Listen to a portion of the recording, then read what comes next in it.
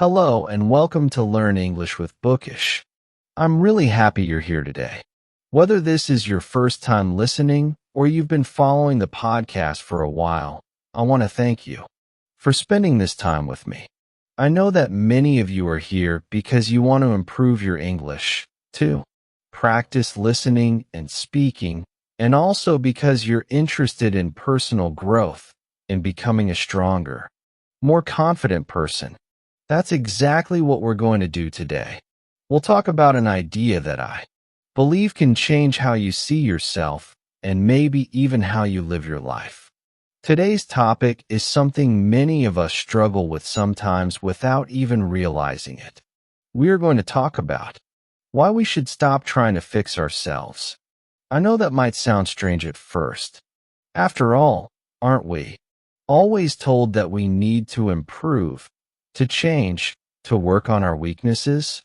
And yes, growth is important, but there's a big difference between wanting to grow and feeling like you need to fix yourself because you believe something is wrong with you. That's the idea I want to explore with you today. Think about this for a moment. Have you ever felt that you are not enough just as you are? Maybe you've looked in the mirror and thought, I should be smarter or stronger or more successful. Or maybe you've compared yourself to someone else and felt small or unworthy. Have you ever had that voice inside your head telling you that you need to change in order to be accepted, to be loved, or even to be happy? If your answer is yes, and I believe many of us have felt this way at some point, you are not alone. In today's episode, I want to gently challenge that idea. I want to invite you to think differently about yourself. What if you are not broken? What if you don't need fixing? What if the idea that you have to constantly repair yourself is actually holding you back from living a full and joyful life? These are big questions, and I'm not here to give you all the answers. Instead, I want to open the door to a different way of thinking, a way that can help you find peace with yourself while you continue to learn, grow, and move forward. So as we begin this journey together, I encourage you to listen with an open heart. Try to notice your thoughts as we talk about this. And remember, this is not about being perfect or having everything figured out. This is about learning to be kind to yourself, to see yourself with more understanding, and to maybe take the first step towards self-acceptance. Let's get started. Where does this fixing mindset come from? So, where does this idea come from? The idea that we need to fix ourselves. Why do so many of us believe that we're not enough as we are? Let's take a closer look at that. I think it's important to understand this because once we see where this mindset comes from, we can start to question it. We can begin to see that maybe it's not our voice telling us we're not enough. Maybe it's a voice we picked up from somewhere else. Often this mindset starts when we're very young. Think about it. As children, we are naturally curious, playful, and open. But little by little, we start to get messages from the world around us. Maybe it's from parents, teachers, or other adults who want the best for us, but who also point out our mistakes again and again. Don't do that. It's wrong. Why can't you be more like your brother? You should try harder. Of course, feedback is a normal part of growing up. But when the focus is always on what we're doing wrong or what we should change, it's easy to start believing that we are not good enough as we are. This is where self-doubt can begin. Then as we grow older, we meet other influences. And one of the biggest today is the media. Social media, advertising, movies, magazines, they all show us images of what we should be. The perfect body, the perfect job, the perfect relationship. And when we compare ourselves to these images, it's easy to feel like we don't measure up. Social comparison becomes a habit. We scroll through our phones and see people who seem to have it all, and we wonder, what's wrong with me? This is another way the mindset of fixing ourselves grows stronger. We think, if only I change this about myself, then I'll be happy. And let's not forget perfectionism. Have you ever felt that no matter what you do, it's never quite good enough? That's perfectionism at work. It tells us that we must do everything perfectly or it doesn't count. The problem is, perfection is impossible. So when we aim for it, we set ourselves up for setbacks. We fail to meet this impossible standard, and then we tell ourselves, see, you're not good enough. This cycle feeds the belief that we need to keep fixing ourselves to finally be okay. I want to share a little personal example here. I remember when I first started public speaking, I used to believe that I needed to be the perfect speaker. No mistakes, no hesitation, no nervousness. Before every talk, I would practice again and again, trying to get every word just right. And you know what? I was so focused on trying to fix every little thing about myself, my voice, my posture, my words, that I stopped enjoying the experience. I was so worried about getting everything perfect that I forgot the real point: to connect with people, to share an idea, to learn and grow. The truth is, I didn't need fixing. I needed to let go of the idea of perfection. Maybe you've had a similar experience. Have you ever avoided doing something because you were afraid of not doing it perfectly? Have you ever thought, I'll wait until I'm better before I try? So now we've seen that this mindset doesn't come from nowhere. It comes from years of hearing messages that tell us we need to be better, do better, look better, from comparing ourselves to others, from trying to reach impossible standards. And the result is that many of us walk around thinking that we are somehow broken, that we need to be fixed before we can really start living. But what if that's not true? What if this mindset is just a story we've learned? And what if we can learn a new one? As we move on, I invite you to reflect on this. Where do you think your own fixing mindset comes from? Can you think of a moment in your life when you first started believing that you weren't enough as you are? Don't judge yourself for it. Just notice it. That's the first step toward change. Not fixing yourself, but understanding yourself. The hidden cost of always trying to fix yourself. Now, let's talk about something that we don't always see right away. The hidden cost of always trying to fix yourself. You see, when we believe that we are not good enough as we are, we often push ourselves harder and harder to change. At first, this might seem positive. We tell ourselves that we are being responsible, that we are working to become better people. But over time, this mindset can lead to problems. Problems that can affect both our mental and physical health. One of the biggest hidden costs is burnout. When you feel that you have to constantly improve yourself, it's easy to fall into the trap of working too hard. Imagine a person at work who always tries to be perfect.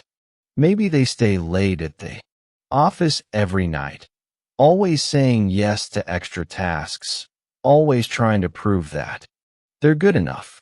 They might stop taking breaks, stop spending time with friends, or stop doing things that bring them joy.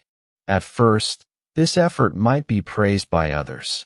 People might say, "Wow, you're so dedicated." But inside, that person might feel tired, empty, or even lost. Have you ever worked so hard to change yourself that you ended up exhausted? That's burnout. It happens when we give so much of our energy that there's nothing left for ourselves. Another cost of this mindset is low self-esteem.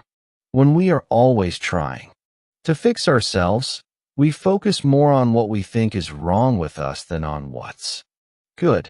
We might stop seeing our strengths.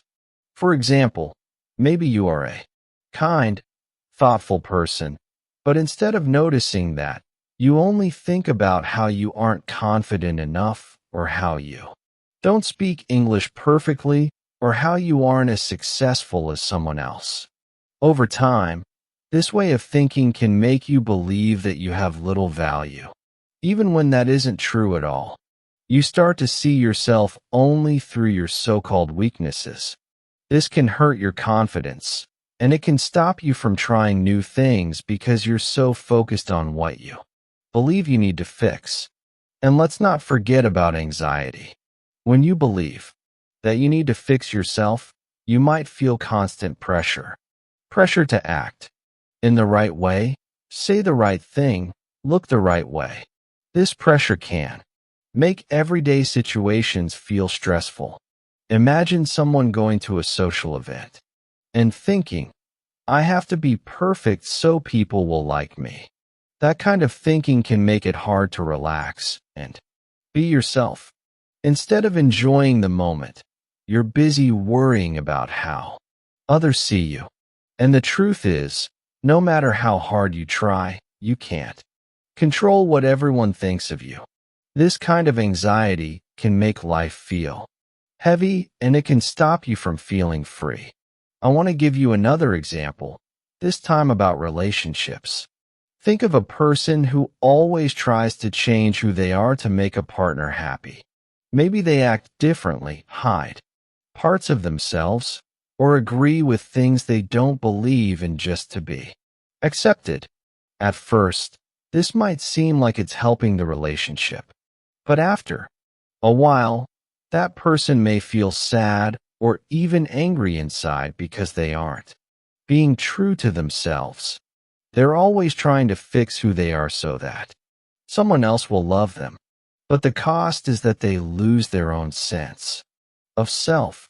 Have you ever done that? Changed who you are just to please others? And how did that feel in the end? The hidden cost of this mindset is that it keeps us stuck in a cycle. We try to fix ourselves to feel better, but instead we often end up feeling worse. We feel tired, we lose confidence, and we feel more anxious. And the more we feel these things, the more we think, see, I really do need fixing. But the problem isn't who we are. The problem is that we've been trying so hard to be someone we're not, or to reach some idea of perfect that doesn't really exist. So as we end this part, I want to ask you again. Have you ever worked so hard to change yourself that you ended up feeling tired, sad, or even empty? Have you ever tried so hard to be good enough that you forgot what makes you you? If you have, I want you to know, you're not alone. Many people feel this way, and it's not because you're broken. It's because you've been trying too hard to fix something that doesn't need fixing. As we continue, let's explore what it means to stop trying to fix ourselves and instead focus on growth and self-acceptance, because that's where real peace begins. The difference between growth and fixing. Let's take a moment now to look at something that is really important. The difference between growth and fixing. These two ideas might seem similar at first, but they are actually very different. And understanding this difference can help you see yourself in a new way. A way that is more kind, more open, and more honest. So what is growth? Growth is about expanding who you are. It's about learning, changing, and becoming more of yourself, not less. When we grow, we are not trying to erase parts of ourselves or hide who we are. We are adding to ourselves. Growth is natural. It's like a tree. Think about a tree for a moment. Does a tree try to fix itself? It doesn't sit there thinking, oh no, my branches aren't good enough. My leaves should be greener. A tree simply grows. It reaches for the sun. Its roots go deeper into the earth, and its branches spread out wide. Sometimes a branch breaks or some leaves fall, but the tree doesn't see itself as broken. It just continues to grow in the way that is natural for it. In the same way, we as people can grow. We can learn new things, build new skills, and understand ourselves better, but without thinking that we are broken or that we need to be fixed. Now, let's think about what fixing means. Fixing suggests that something is broken or wrong. When we try to fix ourselves, it often comes from the belief that we are not okay the way we are. We think if I can change this part of me, then I will finally be good enough. But this way of thinking can be harmful. It makes us focus too much on our so-called weaknesses. It makes us believe that there is something wrong with us at our core. And when we believe that it's hard to feel happy or at peace no matter how much we change, fixing comes from a place of fear. The fear that we are not enough. The fear that we won't be accepted or loved unless we change. Here's another image to think about. Imagine you are a beautiful piece of handmade pottery. Maybe you have some small cracks, some spots where the color is not perfect. When you try to fix yourself, you might feel like you need to cover up those cracks, paint over the spots, or make yourself look perfect. But what if those cracks are part of what makes you beautiful? In Japan, there is an art called kinugi. It's the art of repairing broken pottery using gold. Instead of hiding the cracks, kinugi highlights them. The cracks become part of the design. They tell a story. The piece is not less valuable because of its cracks. It becomes even more special. What if we thought about ourselves in this way? What if our imperfections are actually part of what makes us unique, strong, and beautiful? So the next time you think about personal change, I invite you to ask yourself this. Am I growing or am I trying to erase parts of myself? Growth means accepting who you are now while also moving forward. Fixing, on the other hand, often means rejecting who you are now because you believe you're not good enough. Growth is gentle. It allows for mistakes. It understands that no one is perfect. Fixing is harsh. It tries to force change. It makes us feel small and not good enough. Let me give you an example. Think of someone who is learning English. Maybe that person is you. When you are focused on growth, you enjoy the learning process. You make mistakes, but you see them as part of the journey. You feel proud when you learn a new word or understand something new. But when you are focused on fixing, you might feel ashamed of your mistakes. You might say to yourself, I have to fix my bad English before I can speak to people. I'm not good enough yet. And that mindset can stop you from practicing, from connecting with others, and from growing. The truth is, you don't need to erase parts of yourself. You don't need to hide who you are. You don't need to fix yourself. What you need, what we all need, is to grow, to open up, to become more of who we really are. And growth doesn't come from fear. It comes from love. Love for learning, love for life, and most importantly, love for yourself. So, take a deep breath and reflect for a moment. Are you growing, or are you trying to fix yourself? Are you reaching out like a tree toward the sun, or are you trying to cut off your own branches because you think they're not good enough? I encourage you to choose growth. Choose the path that allows you to keep becoming without fear, without shame, and without the idea that you are broken. Because you're not. You're a living, growing person, and that is more than enough. Why you're not broken? Embracing imperfection. Let's take some time now to talk about something that I think is at the heart of our topic today. I want to remind you, and maybe help you see more clearly that you are not broken. Yes, you heard that. Right. You are not broken. You do not need to be fixed. You are a human being, and that means you are imperfect, and that's okay. In fact, that's more than okay. That's what makes you human. So many of us walk through life thinking that something is wrong with us. Maybe we feel this way because of mistakes we've made. Maybe it's because of the way we look or because we don't always say or do the right thing. Maybe we compare ourselves to people who seem to have it all together and we think, why can't I be like that? But the truth is, no one has it all together.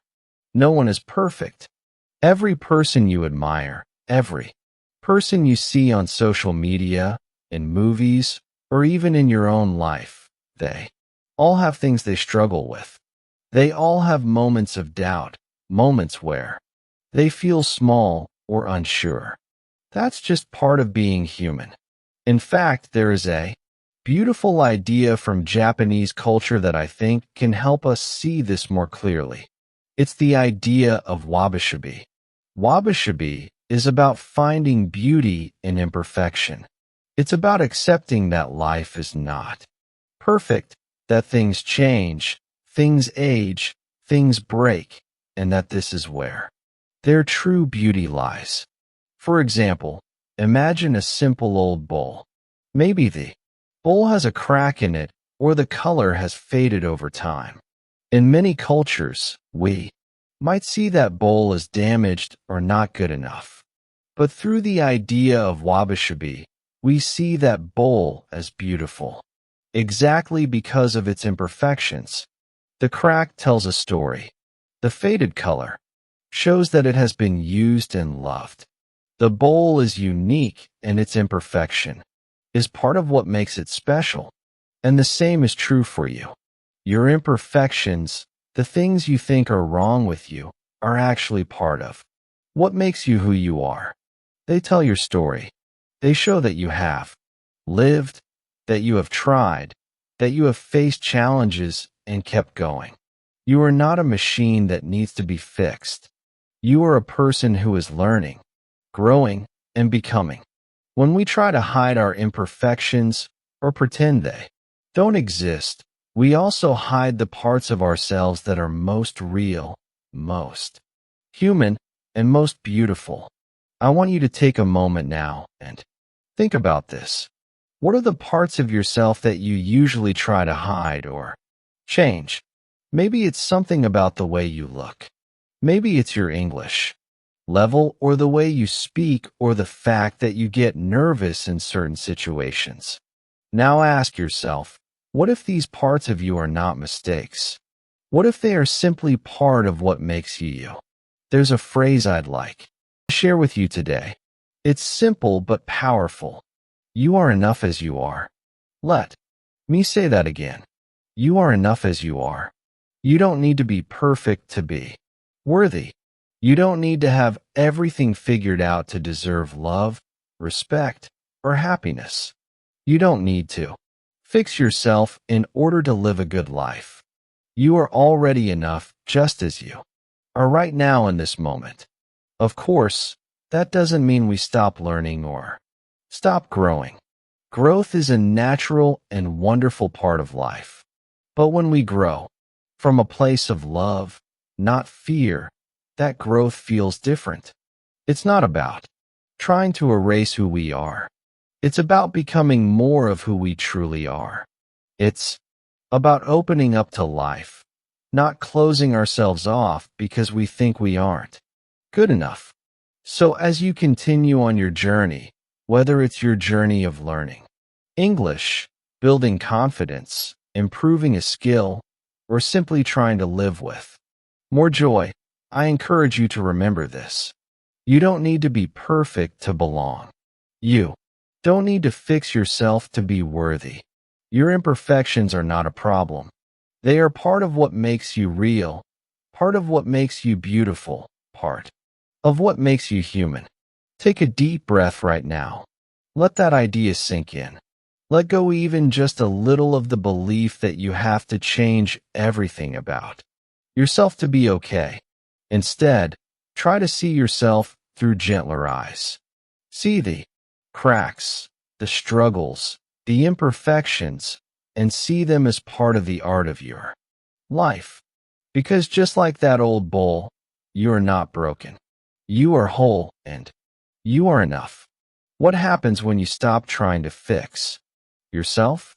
Let's take a moment now to imagine something different. Imagine what your life could feel like if you stopped trying so hard to fix yourself. What could your days look like if you truly believed that you were already whole?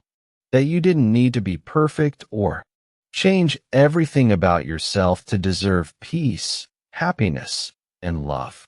Just sit with that thought for a moment. Because when we stop trying to fix ourselves, something beautiful begins to happen. We start to feel lighter. We begin to feel a kind of emotional freedom that maybe we didn't even know we were missing. When you stop believing that you are broken, the pressure starts to disappear. You don't wake up every day thinking about what's wrong with you or what you need to change before you can finally feel okay. Instead, you can begin to appreciate who you are right now. This doesn't mean you stop growing or learning, but the energy behind that growth changes. It's no longer about trying to fix yourself. It's about enjoying the journey of becoming. Think about how much time and energy many of us spend trying to hide our so-called flaws. Maybe we avoid speaking up in a meeting because we're afraid we'll say the wrong thing. Maybe we don't try something new, like joining a group or learning a skill, because we tell ourselves we're not good enough yet. When you stop trying to fix yourself, you can let go of those fears. You can allow yourself to speak up, to try new things, to make mistakes because you're no longer afraid that one mistake means you failed as a person. Let me share a simple example. I remember a time when I was learning a new language. I felt embarrassed every time I made a mistake. I would practice in private for hours, trying to get every word, every sentence perfect, before I dared to speak in front of someone else. I kept telling myself, I need to fix my speaking before I can really use this language. But all that did was slow me down. It made me feel nervous and unsure of myself. One day I decided to let that idea go. I reminded myself, I'm not broken. I'm learning. And when I did that, everything changed. I stopped worrying so much about being perfect. I focused on connection, on sharing my ideas, on enjoying the process.